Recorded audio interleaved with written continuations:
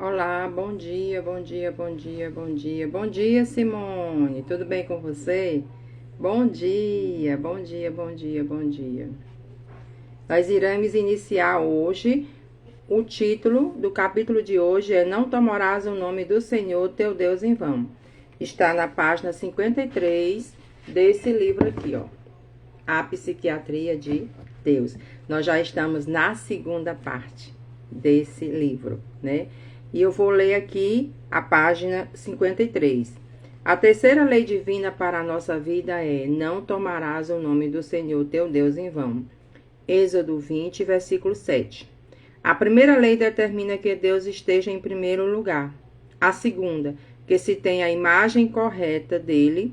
A terceira, que se pense nele de maneira correta. Cada pessoa é o que ela pensa. O que é que nós podemos refletir aqui? Nós podemos refletir o embasamento de todo esse capítulo de hoje. O que é que Deus quer da nossa vida? O que é que Deus quer? Vou repetir de novo. Que se tenha a imagem correta dele. Qual é a imagem correta que nós devemos ter de Deus? A imagem de quê? Do nosso Salvador, do nosso Criador e do nosso ajudador. Qual é a segunda ideia que Deus quer? Que ele esteja em primeiro lugar. Terceiro ponto, que se pense nele de maneira correta. Então, eu vou marcar aqui e repetir de novo. Em primeiro lugar, que ele esteja em primeiro lugar. A segunda, que tenha a imagem correta dele. E a terceira, que se pense nele de maneira correta. Então, tudo por ele e para ele, né? Continuando aqui a leitura. O poeta americano Hal Thorne conta a história de um menino de nome Ernest, que gostava de contemplar um imenso rosto de pedra na encosta de uma montanha. A face tinha uma expressão de grande força, bondade e honradez, que fazia vibrar o coração do garoto. Havia uma lenda que dizia que no futuro surgiria naquele lugar um homem que se parecia muito com o rosto de pedra.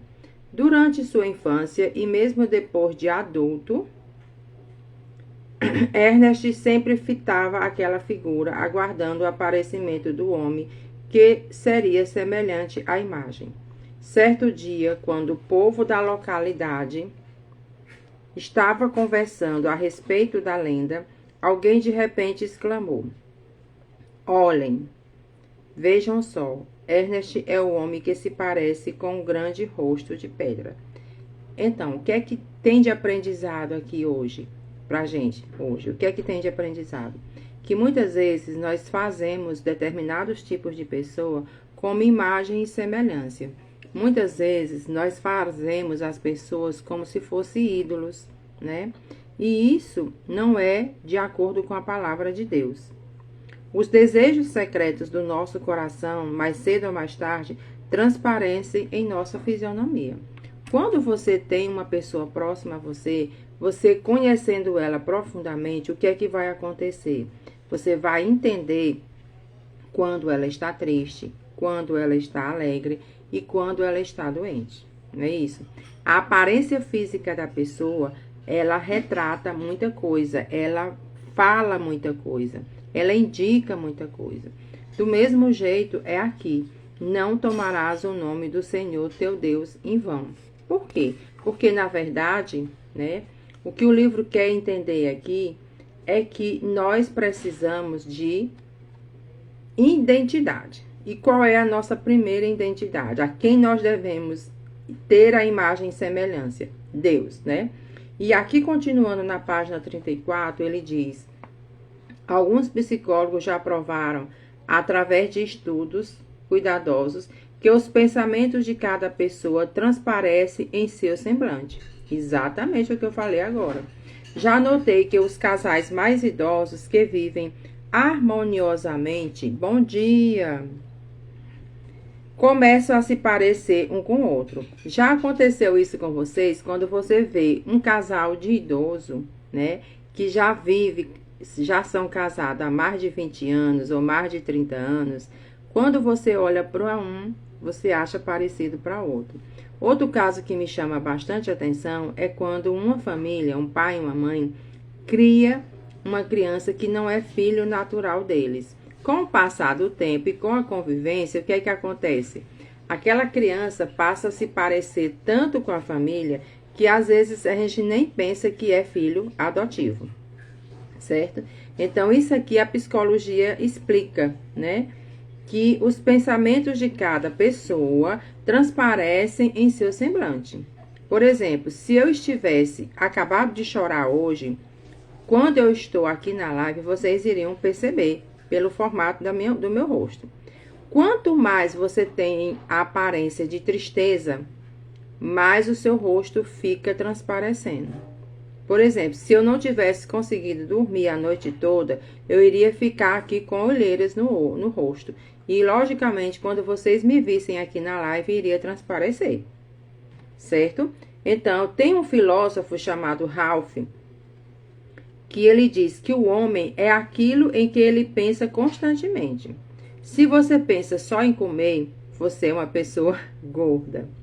Se você pensa só em dormir, você não prospera, porque nós fomos determinados para dormir sim, mas não o dia todo, tá? E aqui ele continua a dizer, e ele não foi o primeiro a declarar isso. Marco Aurélio, o maior pensador de Roma, disse, nossa vida é aquilo que nossos pensamentos a tornam. Portanto, você precisa de antemão, diante dessa definição e diante dessa pesquisa aqui, fazer o quê? Pensamentos positivos. Por quê? Porque pensamentos positivos vai fazer com que você seja uma pessoa afirmativa. Se você tem algum tipo de problema de saúde, então você tem que pensar o quê? Positivamente, para que não haja o quê? O adoecimento maior. Se você ficar pensando que não vai ficar boa, se você ficar pensando que vai adoecer ou ficar pensando que vai morrer, então o seu cérebro, o que vai acontecer? Ele vai armazenar todas aquelas informações e aí vai deixar você realmente mais doente do que você está. Vocês já ouviram falar que tem determinados tipos de pessoas que estão internados, que estão hospitalizados, que vão fazer cirurgia e que elas são alegres? Aí você fica pensando, meu Deus do céu, essa pessoa não é normal. Já aconteceu isso com você? Mas o que que acontece? Isso não é de praxe acontecer. As pessoas normalmente elas não fazem isso, certo? Mas é necessário? É necessário. Por que que é necessário? Porque nem tudo, né? Nem tudo você deve ficar triste. Já ouviu até um meme que tem na internet? Bom dia, bom dia. Já viram até um meme que tem na internet, quando, por exemplo, você está com falta de dinheiro. E aí aparece várias pessoas na internet viajando. Aí você fica assim, gente, como é que essa pessoa disse que estava com falta de dinheiro e agora está viajando? E aí geralmente as pessoas dizem assim, bom dia, Adriania. As pessoas dizem assim, uma coisa não tem nada a ver com a outra. Então, você pode estar com algum tipo de problema em casa, né, zangado, com dívidas ou com problema de saúde leve, mas isso não vai te impedir de quê? De ir para o médico, não vai te impedir de ir para o supermercado e nem tampouco de ir para a igreja, tá? Uma coisa não tem nada a ver com a outra. É isso que acontece. Então, você precisa ter essa mentalidade de que as coisas que acontecem na vida da gente acontece com todo mundo, né? Acontece comigo e acontece com você. Eu já passei por vários tipos de tribulação que se eu fosse contar aqui para vocês, eu acho que vocês iriam até chorar e ficar com pena de mim. Para quem me conhece, que está mais próxima de mim aqui, sabe do que eu estou falando, certo? Então, a vida, ela é cheia, lotada de problema. Mas sabe qual é o diferencial? É que uma coisa não tem nada a ver com a outra. O que é que eu quero dizer para você? Que o fato de você ter acordado, o fato de você estar respirando, o fato de você ter tomado café e ter tido condições financeiras para tomar café, para mim, é vida. Almoçar, jantar, dormir é vida. Então, isso aí já é um grande prêmio, é uma grande dádiva de Deus e uma grande riqueza, tá? Então, para mim, isso é uma das maiores riquezas, certo? E aqui o que que acontece?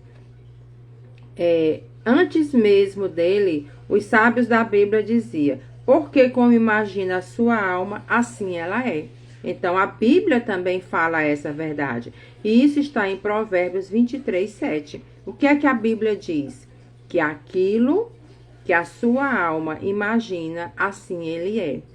Então, se você é triste, se você anda constantemente triste, se você anda constantemente zangado ou zangada, você é aquilo que você está transparecendo.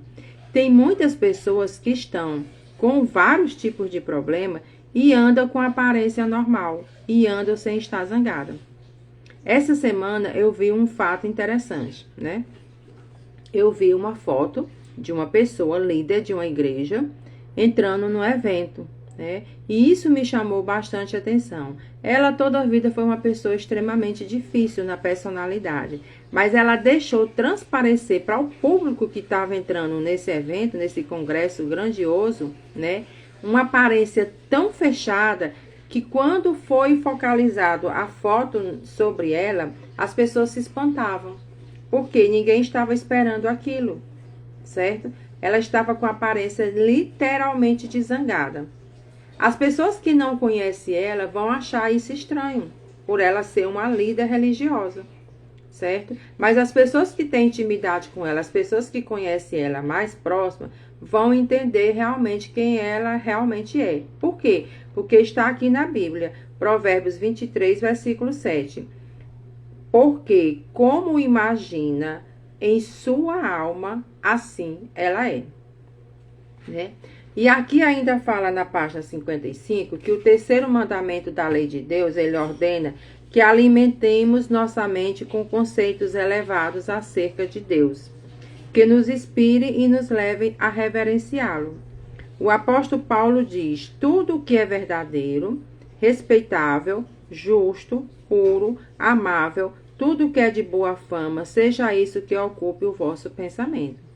Então, qual é a mensagem que eu trago para você hoje? Que nós devemos ocupar pensamentos positivos. Se você vai tomar uma decisão hoje, se você está prestes a fazer uma escolha muito importante na sua vida, mentalize isso. Pensamento positivo de que tudo vai dar certo e que as coisas vão ficar de acordo com o que você estava pensando. Viu? Pensar em Deus nos edifica, nos eleva e nos torna mais semelhantes a Ele. Existem pelo menos 3 modos de profanarmos o nome de Deus. Qual é o primeiro? Por nossa linguagem. Qual é o segundo? Não tomarmos o nome de Deus em vão, é não temê-lo, né? Então, vou marcar aqui o primeiro e vou marcar aqui o segundo, certo? Qual seria, então... Continuando aqui.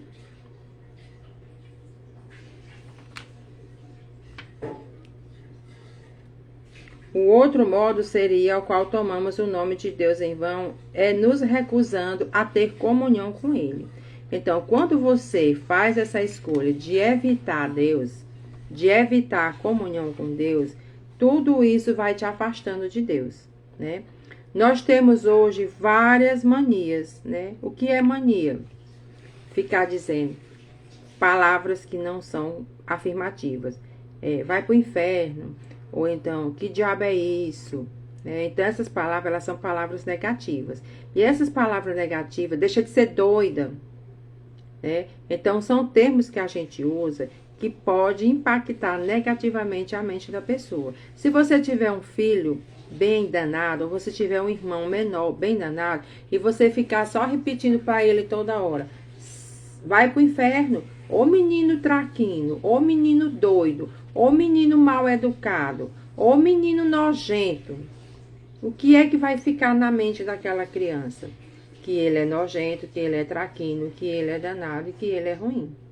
Ou então se você ficar, mulher, mas tu é muito mentirosa. Mulher, mas tu é muito falsa. tá? Então, são palavras negativas que nos afastam de Deus, e aí as pessoas que vão ouvir aquelas palavras negativas vão ficar o quê? Achando que realmente é aquilo.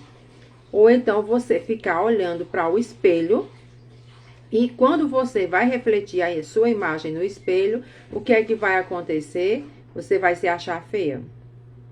E aí não tem quem faça. As pessoas do mundo todo podem dizer para você que você é bonita e você fica achando que é feia. Ou muitas vezes você não tem um cabelo agradável. Também isso aí vai interferir na personalidade da pessoa, tá? A mancha do pecado é uma realidade em nossa vida.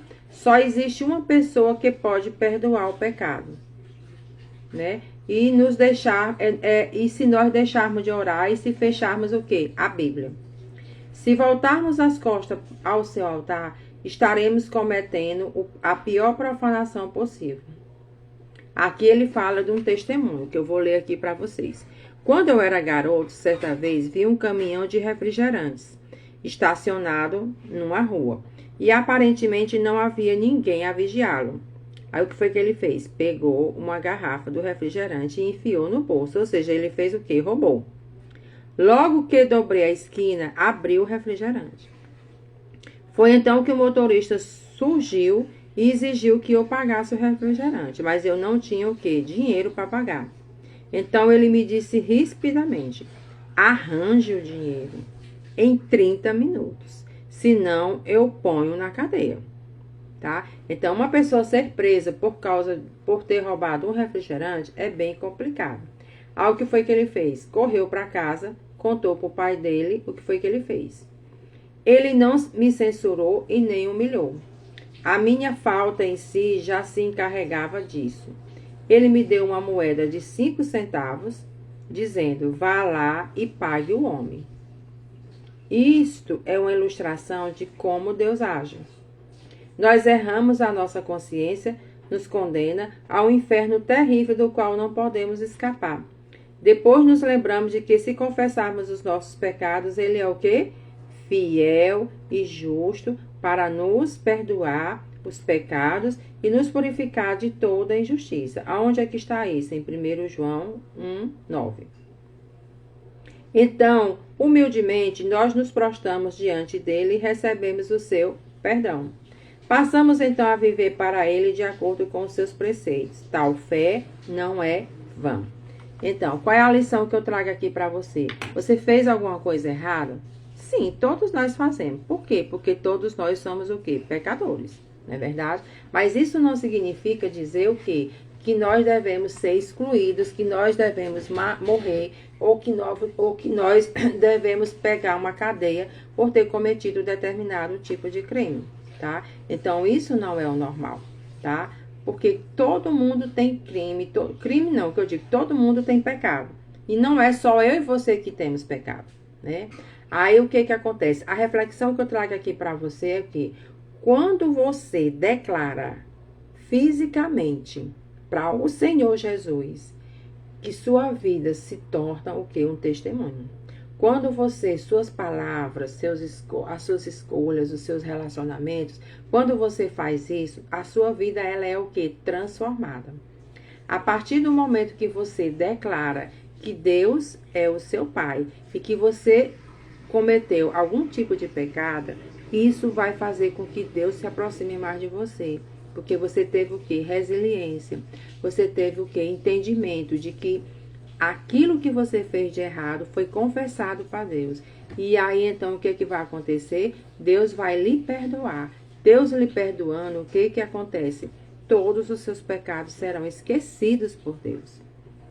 Deus, ele não tem Alzheimer, mas ele esquece o quê? Os nossos pecados. A partir do momento em que nós fazemos esta confissão. Tá? E aí, o que é que eu trago mais aqui de aprendizado para você? Quando a vida, né, o que eu fiz aqui o resumo, né? Viver em integridade emocional. O que é que significa viver em integridade emocional? Ser a mesma mulher dentro de casa e fora de casa. Existem várias pessoas que dizem isso também. Dentro de casa, mamãe é antipática, é exigente, me bate e faz tudo que é ruim. E quando está na rua, ela é alegre, trata todo mundo bem e faz tudo de bom para as pessoas. Então, isso é o que? Mentira, é uma vida mentirosa, é uma vida de falsidade. Não é verdade? Isso é uma vida de falsidade. Você não pode fazer duas personalidades em uma só pessoa, né? Aqui diz, né, que o nome de Deus, ele revela o seu caráter, né? E torna o seu lugar em vão é o que? Diminuir. E a prática espiritual que eu trago aqui para hoje, né? Você vai fazer, qual é a sua prática espiritual que você vai fazer nesse dia de hoje? Você peça discernimento a quem? Ao Espírito Santo de Deus, que é o Espírito Consolador, né? Onde sua vida precisa alinhar discurso e prática. O que é que eu preciso melhorar na minha vida espiritual? O que é que eu preciso melhorar na minha vida? E o que é que eu preciso confessar a Deus como erro que eu cometi na minha vida? Tá? E aqui eu trago para finalizar 3 perguntas para reflexão. Em que áreas da sua vida você sente que precisa alinhar a sua vida? Que atitudes revelam que você leva o nome de Deus a sério? Você realmente está comprometida com Deus? Você realmente está dentro da vontade de Deus? Você realmente está lendo a Bíblia constantemente? Então, isso é urgente. Não deixe para começar 2026 para que você tenha essa intimidade com Deus. O fato de você estar aqui, mesmo em pequena quantidade de pessoas, isso já dá o quê? Um entendimento que você tem sede pela palavra de Deus. Isso já Deus se agrada. Eu tenho certeza que todas as pessoas que passaram por aqui ou que irão passar por aqui, elas vão se sentir o quê? Realizadas. Por quê? Porque elas estão se aproximando de Deus. Porque a intenção desse clube aqui é exatamente essa, aproximar as pessoas da palavra de Deus, tá? Eu tive esse problema no passado. Eu me afastei da palavra de Deus. Eu me afastei de Deus. E a minha vida desandou total. A minha vida foi uma conturbância total. E quando você faz uma escolha errada, você fica pagando por essa escolha errada por um bom tempo. Não é assim, não. A escolha que você faz errada, você sofre as consequências dela por muito tempo. E as escolhas que você faz errada não tem mais volta. Ela não volta, porque o passado, o dia de ontem, que foi terça-feira, 9 de dezembro, não volta mais. Não volta mais. O ano de 2024 e 2025 vai acabar. Mas ele não volta mais. A única coisa que vai ficar na sua cabeça é as lembranças das coisas boas e das coisas ruins que aconteceram nesse ano de 2025. Certo? Então, as atitudes, você precisa aprender e entender que nós estamos em dezembro de 2025 e você precisa fazer o quê? Escolhas boas.